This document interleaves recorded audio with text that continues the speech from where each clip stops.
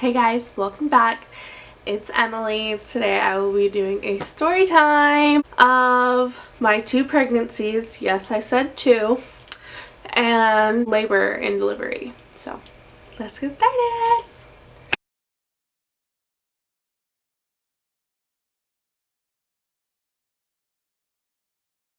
Alright guys, so I have my notes here. A lot of them. A lot of them. I have that here just so I can stay in order for the most part, because this was a long time ago, so I need help to remember. Mom brain. We're gonna start out with pregnancy number 1. So I found out I was pregnant. I don't remember what month, but I was 19. I was like just turned 19, pregnant. And found out because I just felt pregnant. So me and Skylar went to the store, got some pregnancy tests, came home. He was in the bathroom when I peed on it and it said positive right away, and he of course, you know, had to double check it to make sure the lines crossed where they needed to, 2 lines, all that stuff. So he double checked and I just got out of the bathroom, went to my French towel and just started crying. And I started like laughing at myself at the same time. So that's how I dealt with that, was just like laughing and crying. So, and the laughing and crying didn't last long, you know. I mean, I was not sad about it, but just the shock of it went away, which, you know. After that, when we found out we were pregnant, first time we waited a little bit, like a couple weeks to tell parents, and then we told them.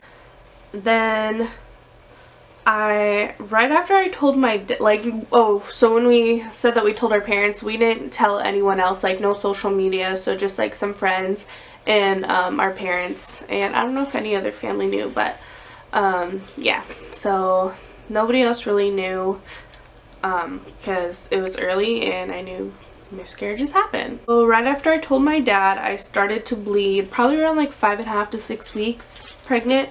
I started to bleed, and I was a little worried, so I went to the doctor and they just sent me home, said nothing that we can do for you, you're fine, take it easy. Okay, I'll do that. And they didn't tell me that my levels were going down, because when I looked at my chart when they put it up, they were going down, and they didn't tell me that. So I still had hope at that point, but I kind of knew what was going on. And then bleeding, you know, slowed down a little bit, like to where it's just blush when you wiped it. So I had hope, but I started bleeding again more. I went to go pick up my brother to go with me and went to the hospital. I was bleeding a lot. They were telling me I was miscarriaging, but they can't do anything about it except for me to take Tylenol. And so that's what I did. I took Tylenol extra strength, and it helped a little bit to relieve the pain, because that night after the hospital, I was in the worst pain ever. Like, ever. I was tossing and turning. Skylar remembers that night vividly, so do I. I was laying there and I just kept turning and turning, and I couldn't stop moving, because when I'm in pain, I'll move, like I'll, you know, rock back and forth, and that's what I was doing in bed, and it was so painful, tons of blood. I think it was the next day, probably. Next day or a day after the next. We were going to my mom's house for pizza and to watch the Seahawks play. So we were there, and I ended up miscarrying at my mom's house in the bathroom while the Seahawks were playing. I remember it. Skylar wasn't in there, but I wiped and I called my friend Chanel, who's also like my sister-in-law, not married yet, but sister-in-law, to come look at it. And it was the fetus, or embryo, whatever. It was the baby. And took pictures so I could show my doctor, and then when I was sitting on the toilet, you hear boop, So me being gross, I grabbed it out of the toilet, took a picture of it for the doctor, and that was the placenta. That you could definitely see that it was a little placenta with the tiny cord. So yeah, I haven't really grieved from that properly. Skylar left, not really left, he went outside to get some fresh air, and he was upset and calling his parents, telling them what happened. And it was just like a very numb feeling for me. I didn't know how to feel. I really don't like attention on me, so when we'd see people, they'd be like, oh, I'm so sorry, and I don't know, I appreciate it, but it just makes me feel awkward, and I'm just numb to it. And so I've never really grieved properly from that, I've realized, and I probably didn't have enough time because I became pregnant with baby number 2, Miss Addie, after that. So, which is not good for your body. I didn't get pregnant right after. It was probably around 5 months after. Still very close. That was a sad time in our lives, but I don't know. We try not to think about it really, which isn't also a very healthy coping mechanism. But that's what we do, and yeah. So baby number 2, we found out, I say we, I was alone when I took this test because Skylar was at work that morning. So I started to spot, my period was the next day, and I remember it was like January 25th is when I was supposed to start, but January 24th I started to spot that morning, which is not uncommon for me to start before my calendar says I'm supposed to start, because my periods have always been wackadoo because of birth controls and everything. So I wasn't on birth control when I got pregnant, guys, because I wanted to let my body go natural, and I was really loving my normal periods, and then I got pregnant. But yeah, so I started to spot like really lightly, so I was like, this is a little weird, a little suspect. So I took a test that I had on hand because from the first pregnancy, and everything. So I took a test, and it was pregnant. Like, showed up immediately. Both times I was pregnant showed up immediately, and both times I found out early on, so it's kind of weird. I was living with Chanel, my friend Chanel, and I go and tell her, and just crying again, laughing again, because that's just what I do. I guess that's how I cope. But yeah, then reality hit, and I was crying like just a lot because I just had a miscarriage not too long ago. Am I gonna miscarry this baby? I didn't know how to feel, so I called some of my peoples. I called my aunt, my other sister-in-law in California. Well, she's here now, but that was in California because, she's dealt with some similar things, and I just needed, like, I don't know, I just needed an ear, because I didn't know how to feel, if I was supposed to be happy, if I was supposed to feel excited, because I am still a young mom, and I know some people might be disappointed in that. So that was another thing that caused anxiety, but I think the biggest thing was like, am I just supposed to like feel numb, like, oh, I should be excited for this baby, but I just miscarried, I'm probably gonna lose this one too, because that is common in people, but it's also common to miscarry and then have a healthy pregnancy for your second one. So I just didn't know how to feel about it. But that same day I found out I was pregnant is the same day I called and set up a doctor's appointment. They got me in a little bit earlier because I was high risk from a miscarriage.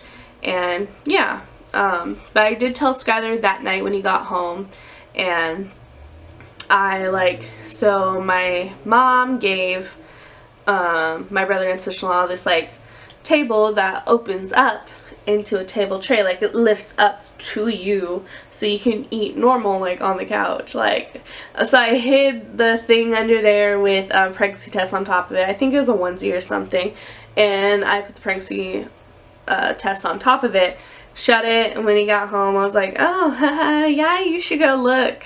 And he opened it, he's like, oh, are you really? And then ran to me, gave me a hug and everything, and we were excited. And then I think that same day that we found out, we went to talk to Skylar's dad and stepmom to tell them we were pregnant because we were supposed to be moving in there. It was like, oh, are they still going to want us here if I'm pregnant? And of course they did. They were very supportive and they were super excited.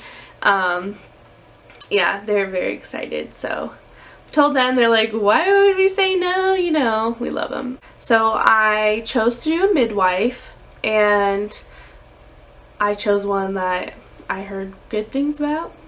And I'm not saying she's a bad one, we just didn't vibe well because she was pressuring me to get tested for Huntington's disease, which is what my mom is diagnosed with, which I have a 50-50 chance of getting, and if I do have it, all of my children after me have a 50-50 chance of getting it.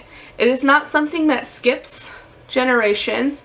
It's if you have it, you can pass it. And if it does get passed, you have it and you can pass it as well. And if you don't get it, the line stops there. So if I don't have it, Addie and her future children or whatever won't have it and, you know, won't get a chance of having it. So yeah, it's pretty stressful. And when you're pregnant, a new mom, young mom, well, not even a new mom yet, but newly pregnant, all of these emotions, you don't want to hear, oh, well, I think da-da-da-da-da, like, I don't know, didn't like that vibe from her. And originally I said yes because I felt pressure, and then I thought about it and I was like, no, you know what, I don't want her to go through with the pregnancy if I am diagnosed with this disease and know that I'm going to pass away early on in their life. So I just didn't want to know.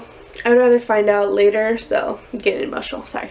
So I only did 2 appointments with her, and the second one, I think I got an ultrasound or something, I don't really remember. So she called and told me right before I went into work that shift that day that I had placenta previa, which means your placenta hangs right over your cervix, like it's right there. So this means no sex and no lifting things, and there might be a little other things, I don't remember them though, but so it hangs right there. And this is something that can last all pregnancy and put you in bed rest during your last couple months, or it can leave on its own, which is what mine did. So that's pretty nice. Sorry if you're Addie. I'm going to try to finish this up before I get her. Right after I found that out, I went to go find a new OB because, not because I didn't like what the other one, the midwife, was telling me, but because I did not like her vibe. I did not like the way I felt when seeing her. So I got a new one and I loved her, and if she was still practicing, which she isn't, I'd let her deliver baby number 2. Even though there were complications during delivery, she was still an amazing OB.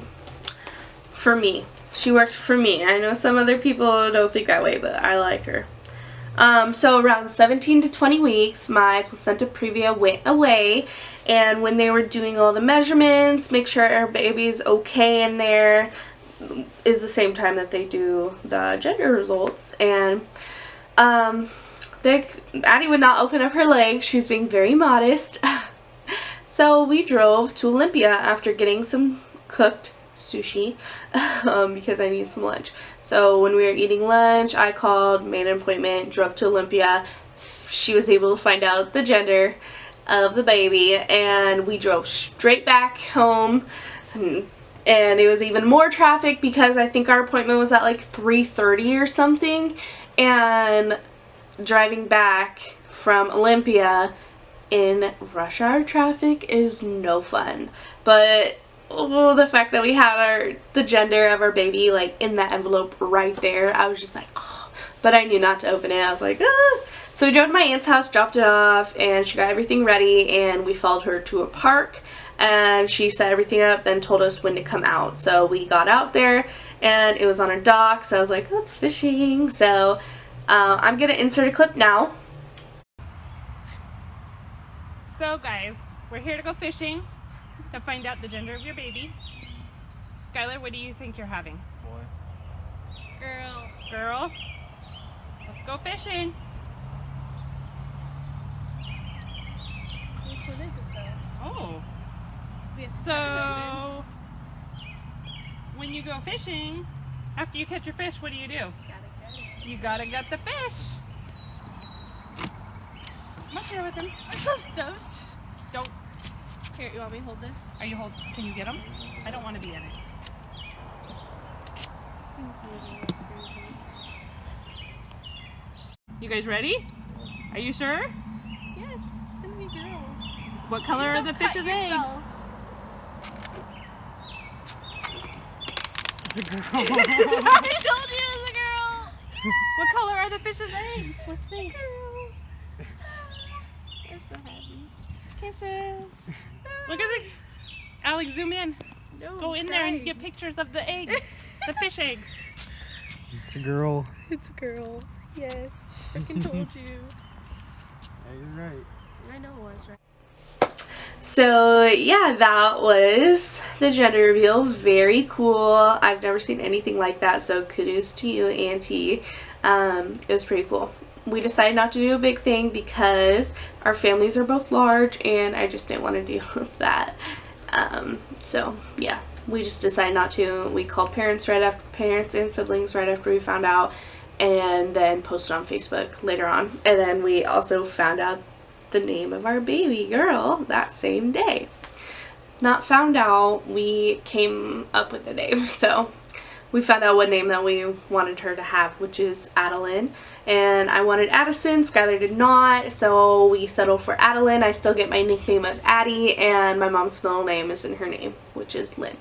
So that was cool. We're super excited. So as the weeks went on, my breasts started to leak, and yeah, they started to leak, and they probably wouldn't have leaked if I wasn't curious, because on my app it says, oh, don't be surprised if your breasts start to leak. So after a really hot shower, I squeezed one, you know, and stuff came out, and Skylar's been grossed out ever since. So that's what happens, ladies. Also, she started to move a lot after finding out the gender, like a lot, and I loved it. If I have any clips, I'll insert them now. If none are inserted, I couldn't find any because I have a new phone. So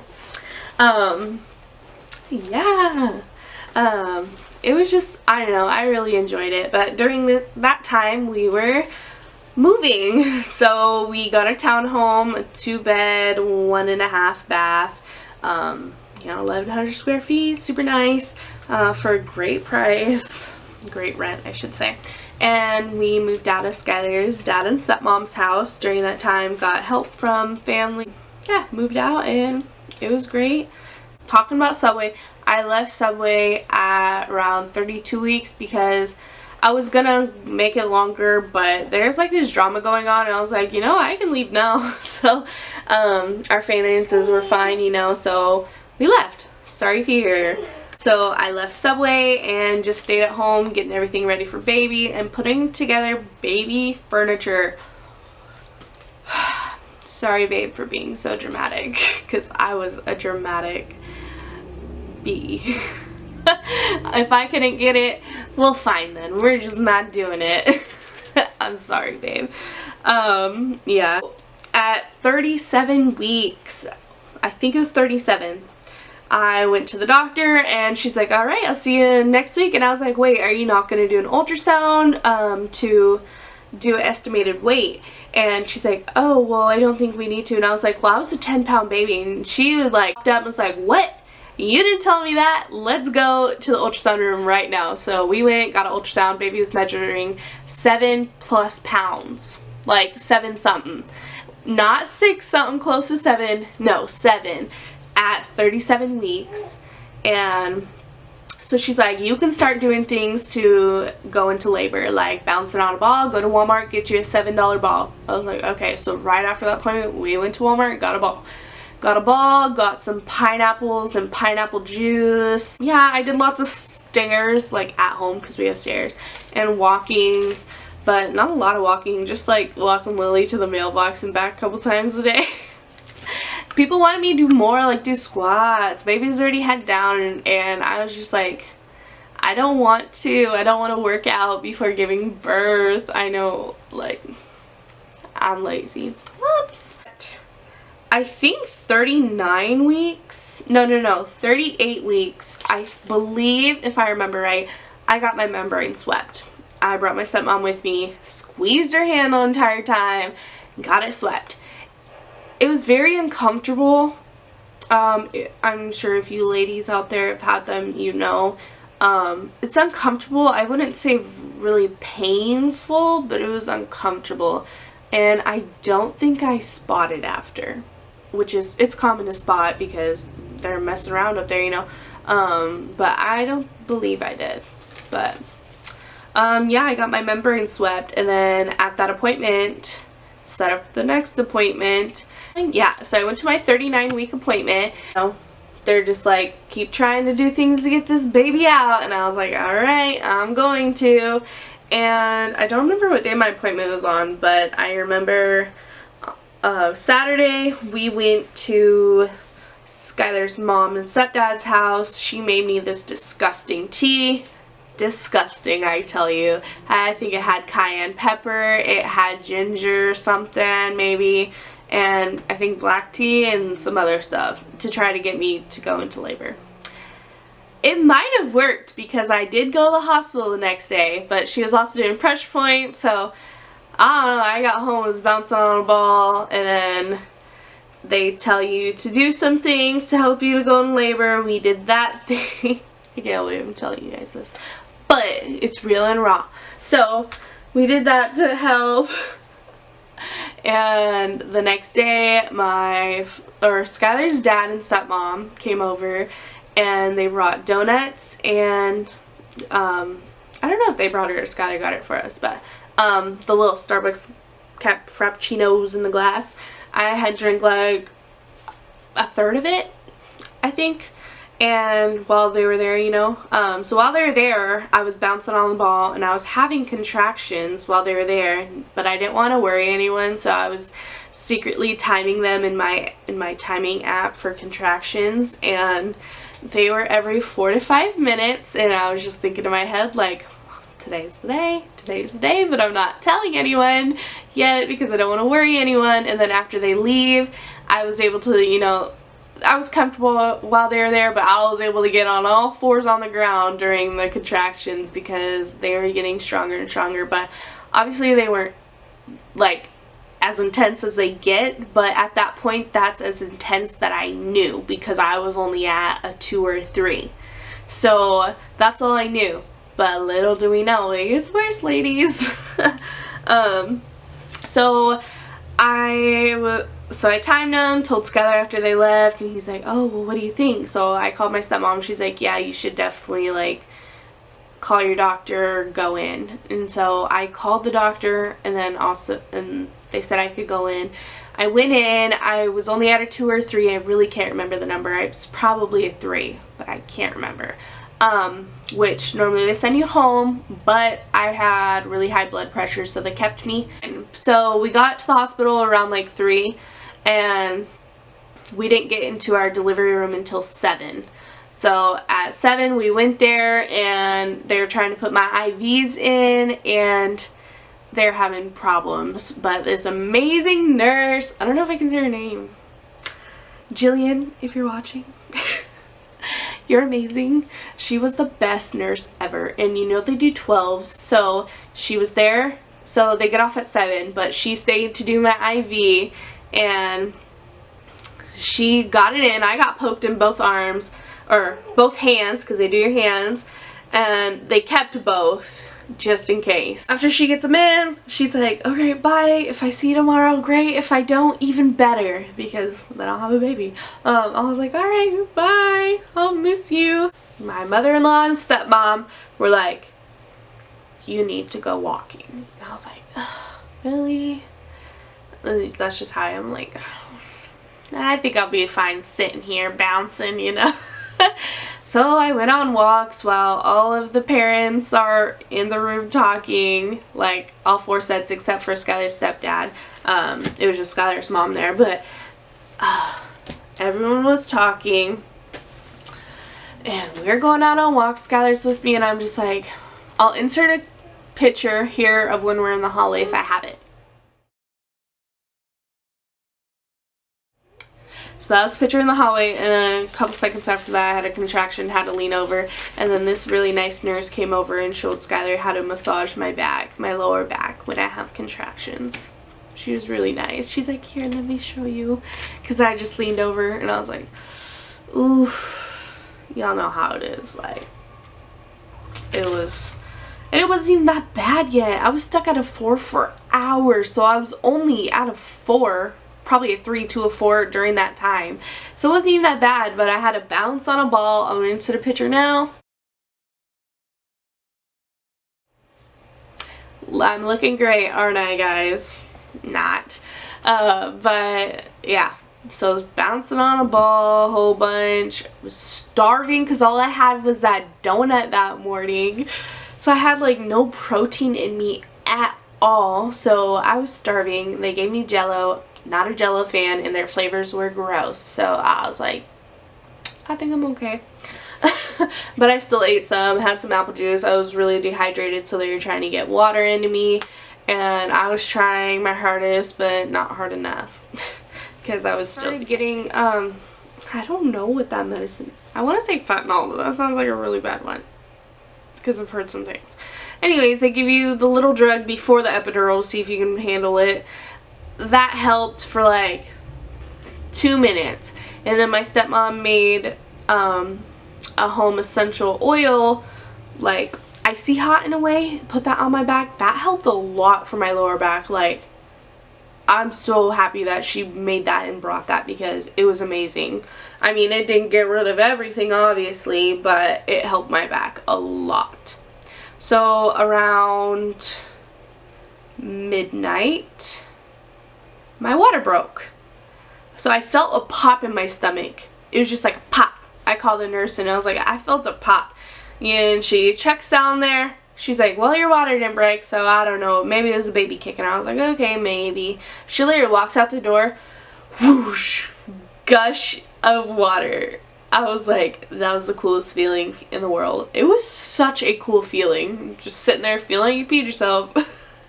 With no control whatsoever. She came back in. She's like, oh, yep, your water broke. Okay. And then they noticed that Addie pooped inside me, and normally you hear that and you're like, whoa, like emergency, like let's go. But no, they're just like, oh no, just don't worry, don't stress about it, it'll be fine. So I was like, that's a little weird. But yeah, after my water broke, I was able to actually get up, go to the bathroom, change my gown, and clean myself up a little bit down there. And they were able to change the sheets and everything, and I got back in bed and asked for an epidural because they wanted to start Pitocin since my water broke and I was still stuck at a 4. So they asked me if I wanted to do Pitocin. I said, yep, let's speed this up, and I got the epidural paired with it. It's like a duo, guys. So, you know, when they do your epidural, so I asked for Skylar to stay in with me and everyone else had to go, you know. So I'm leaning over and she's like, you're doing great. And guys, good job to me. I'm giving kudos to myself. I did so good. I was having contraction and I did not move. I don't know why you move during every other contraction except for when you're getting your epidural. At least for me. I was just like I was like in my mental, I look crazy. Please stop. Sorry. Stop it, baby. And I was just proud of myself during that. I mean, getting an epidural. I mean, I did go through the whole painful process, but it's okay. And right after he got it to me, he's like, okay, I need you to lay down. I was like, I'm having a contraction, hold on. And he's like, I need you to lay down. And I was like, hold on. I was getting so upset. I was like, I'm trying. And so they both helped me. Skylar and the anesthesiologist helped me to lay down because he's like, you're about to lose feeling below. So I was like, okay, let's go. So I got in and felt amazing. Didn't even get any sleep with it, which is normally the goal of the epidural, you know, to help mama get rest before pushing. Didn't sleep at all. Just laid there. And everyone else was awake. My dad took a little cat nap in the chair. And oh yeah, guys. Right when I got my epidural, my mom, stepdad, Skylar's dad, and stepmom went home so they could sleep. Because we knew it was going to be a while. We call them if anything happens. They all live close enough that it won't take them that long. So, just letting you guys know. So, at this point, after getting my epidural, it's like 3 in the morning, you know. All that's there is Skylar, myself, my dad, my stepmom, and Skylar's mom. So, we're just all chatting, watching TV. They're telling me to sleep, and I can't sleep. And then they're having a hard time getting me to pee. I wouldn't pee. Like, so when you're on the epidural, they'll come and straight cath you. straight cath is just one-time entry. It's not one of the ones that stay there. So they put a straight cath in me, and I'm trying to get pee out. Nothing would come out. Like barely any. And I was like, I'm trying to drink water. So that's like why I was dehydrated, you know. I don't know why I was dehydrated. I guess I only had coffee that day, and then the rest of the time I was in the dang hospital. I don't really remember like a lot of time, but I know at 7 a.m. guess who came back? Jillian did. The best nurse ever. Delivery nurse. She was amazing. Like, she was great. Kudos to her. And I actually wanted to be a delivery nurse like in high school, and I was like, you're who I want to be. And she was amazing. If you're watching this, you're great. Probably not though. Let's see. So at around, I think, I'm not really sure, but around 10-11, she was checking me, and she's like, she was feeling me, you know, not feeling me, but checking my cervix, and she's like, hold on, you know, call somebody because she needs help. And she was telling me that she feels like she feels a cord, and I know what that means, so I'm just laying there breathing, relaxing, not gonna freak out to freak the baby out. So I was just like, okay. They call somebody else in. They're like, no, that's her vagina, she's at a 10. I'm at a 10. It's like 10, oh, it's probably 11-ish something, okay? So they call the doctor. My epidural starts wearing off a little bit at this time. She's like, hold on, I'll be right there. It's walking distance from the clinic, right? I'll be right there, I'll be right there. Like a whole hour passes and she's still not there. And then I'm like having to push. They're telling me no, or if I do push, little tiny pushes. And I'm like, I need to push. And they're like, okay, well, let's do some practice pushes real fast. I do some practice pushes. There's her head. Well, her crown. She's crowning. So they're like, reach down, feel her hair. She's blonde. And so I felt her hair, and I was like, oh, okay. I don't really know how to feel about that, you know. I'm not grossed out by things like that, but I was just like, oh, I didn't know what to think at that moment. Lots going on, and you asked me to feel her hair. I'm like, okay, yeah. So the doctor finally gets there, and then it's like go time. Everyone's suiting up, like 20 people are in there, it feels like. Probably, I don't know how many people, but everyone's down here. Skylar's up here, my dad's up here. Oh my gosh. And oh yeah, by the way, everyone else came back that came home. They came back, so my mom was now in the delivery room with us as well, but no one else. So in the delivery room was my mom, stepmom, dad, Skylar's mom. That was it. And then everyone else was out, and then they came back in later. Okay, so it was go time at this point, and I was ready, but my epidural wore off, guys. Yeah, so I felt everything. So it wore off while I was pushing. So they're like, grab your legs, huck your thighs, like kiss your knees basically. I was like, no, I'm holding on to the bars for dear life. The next day I have bruises right here from my nails digging. I was gripping it, or not from my nails, it was from the plastic bar, you know, because you're gripping something that's not soft. So I have bruises right here. Not now, but I did the day after delivery, and I was just holding on. I was like, no, I don't want to. They're like, oh, they're like, do it. And I was like, no, I don't want to. So I finally did it a little bit, and then I was like, no, I'm going back. Someone else can do that for me. And so I did it because my breasts were in my way and it was hard to push. So I pushed her out in a few pushes. I'm not sure how many, maybe 5, maybe 10. I don't know. I don't think it was that many. I think it was a few, and they're like, good job. One funny part I remember while pushing. I was pushing and I was counting in my head, and you know those doctors go 1, 2, 3, 4, 5, and I'm over here like 1, 2, 3, 4, 5, 6, you know, all the way to 10, whatever. And she was like, keep going. I was like, I'm done counting already. She's like, okay, take a break. I was sassy during that point. I was like, I'm already done counting, because it already happened a few times, you know, where she's like, okay, keep going, and I've already finished my 10 seconds. I was just like, lady, I have asthma, I cannot hold my breath that long. I didn't say that, but so pushed her out. They put her on my chest, and there was something wrong with her. She had a broken shoulder, if I'm not wrong. I think broken clavicle. Don't quote me, can't remember the right terminology for that, but and so Skylar wasn't able to cut the cord because it was emergency, so my OB did, and they took her over, cleaned her up, and then figured out what was wrong with her, that it's her shoulder, and which people in the delivery room say it's from the way that she pulled Addie's arm out. I'm not sure. I wasn't watching, you know, couldn't see. So might have happened. If not, she's all healed now, so it's fine.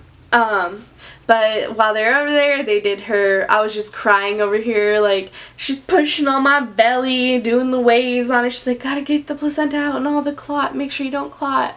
I was like, okay, it's so painful. And I got stitched up with no epidural. Yeah, I had stitches, and it was a level 2, I don't know, but it was inside and outside, and I had to get stitches in the epidural. So they called back the anesthesiologist before she started stitching me, sent them away. As she's stitching me, she's like, where's the anesthesiologist? And I told her, I was like, you sent him away. Like, I don't have to feel his pain, but you sent him away. But it was okay. Yeah, never forget that part. But I was just like, so, you know what she did to make it feel better? She stuck an Oxycontin up my rectum. Yep, you guys heard that right. The rectum's a faster way to get things into your system, so she put a pill up there. No, I did not feel it. I just pushed a baby out of me. And they said I didn't poop, so there you go if you guys are wondering that, because apparently that's a big question when you're gonna give birth. So she did that, and everyone's all by the baby, and people are coming back to me, going back and forth, taking pictures of her. Thankfully they were able to, because I was just sitting there crying. They tried to hand her to me while she was stitching me up, and I said, no, I want to do it when she's done, because I don't want anything to happen. So she finished. I was able to hold my baby. Adeline was 9 pounds, 4 ounces, born at 12:46 p.m. And so like 24 hours after my contractions were timed at the house and everything. So 12 hours after my water broke and vanished. There's her poop in me, which she actually, when they pulled her out, her poop got on my leg, and Skylar was telling me about it, and I was like, who cares? But so now that the baby's here, it's time to try to get the baby to latch. I'll insert picture of newborn Adeline.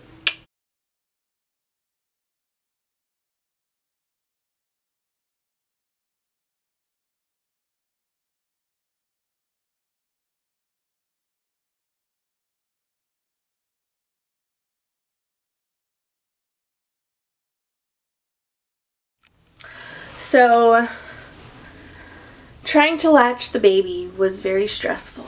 I was tired. I was hungry. I haven't eaten in over 24 hours, so I needed food. So my awesome mother-in-law made sure to get the menu and get my order down, and I think she called it in for me.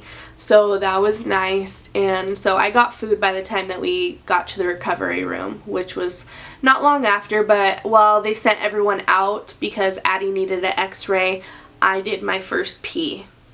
Let me tell you, Jillian, she's like, here's a squirt bottle, and I'm over here softly squirting it. She's like, let me see it. She grabs it, goes, and oh my lord, did I jump. She's like, I'm sorry, you just need to squirt it, gets no infection. I was like, lady, what did you just do? Oh, but it was okay. She's great. She's great. It was okay. But I was just like, wow, that hurt. I was like, wow, that was a mess. And they're all worried I couldn't walk, but I walked myself right to that recovery room, and everyone in the hallway was like, oh my gosh, you're looking so good after having a baby. And I was just like, I'm just walking. I need to walk, you know? So I walked there, and then they're like, everything that they give you after you have a baby, like with the pads and everything, that was a plus. I loved the, like, I don't know what it is, but the panties they give you that are just that you just throw away after, those were life. They were amazing. But yeah, we got to the recovery room and I got all settled, and we said no more visitors that night. So we had no more visitors, and we stayed the night. And well, during the day, so when we got in there, I don't know what time it was, but I remember knocking out. Don't even remember falling asleep though, but I passed out and woke up at 7. So several hours later, and the nurse is standing there, and I'm just like, oh, hi, I'm sorry. She's like, no, it's okay. You slept good. Baby woke up. I changed her, put her back to bed. I was like, oh, thank you. I was just like, oh, that is amazing. And Skylar's still sleeping. I was like, babe, wake up. So he woke up. We ordered dinner because dinner is about to like be shut off at a certain time. You can't send in your orders. So, well, I got dinners. I think Skylar left to go get something else. But I know he got McDonald's right after I gave birth because he brought me a McDouble because I really wanted a McDouble. And some fries, even though they were cold. It's okay. Yeah, so that night wasn't terrible. Breastfeeding was still miserable until day 2 of her being in this world. When somebody came to me and they tried to just shove it in her mouth, and she did not like it, and she's never nursed that way actually. So I don't know if that's the way normal babies nurse, but Addie was never like, apparently your whole areola is supposed to be in their mouth. Sorry TMI for the guys out there, but apparently that's supposed to happen. She was never that way. So I asked for a nipple shield, and that saved my like breastfeeding journey. I would have quit. She would have been on formula. Nothing wrong with formula babies, but I personally wanted to just try to breastfeed. So I ended up breastfeeding for 9.5 months. That'll be another story time, but I just want to say the nipple shield saved my breastfeeding journey. Like, if you guys are having a hard time breastfeeding, really ask for a nipple shield before you end up like switching over to formula or whatever the case might be, pumping, I don't know. Try a nipple shield because it helps some. And then also, if they're not latching, look for tongue tie, lip tie, whatever. We had that checked out on day 2 when they came in to do her hearing and everything, which her hearing was great. Skylar had a really bad tongue tie growing up, so they checked to see if Addie had one. She did not. Perfect. And the doctor came in and talked to me about her arm and just to have it like slinged up. But then we went to her pediatrician a couple days later. He said it doesn't need to be so. But yeah, I think that's all, guys. Thank you guys so much for watching. I hope you enjoyed it. You see a little bit of my personality and a lot of things in this. Any other story times that you guys want to know, let me know. I know I want to do a breastfeeding one. I am probably going to do like a love story with me and Skylar, and he'll be in it with me. He doesn't know that yet though, but he's going to be in it with me. I really hope that you guys enjoyed it. We went through a lot. It felt like, but at the same time, I felt like I had one of the easiest pregnancies ever. So yeah, I hope you guys enjoyed. Make sure you subscribe if you haven't already, and give this video a like, comment anything that you want, and follow me on Instagram at __life of Emily, and I'll see you guys in the next video. Bye!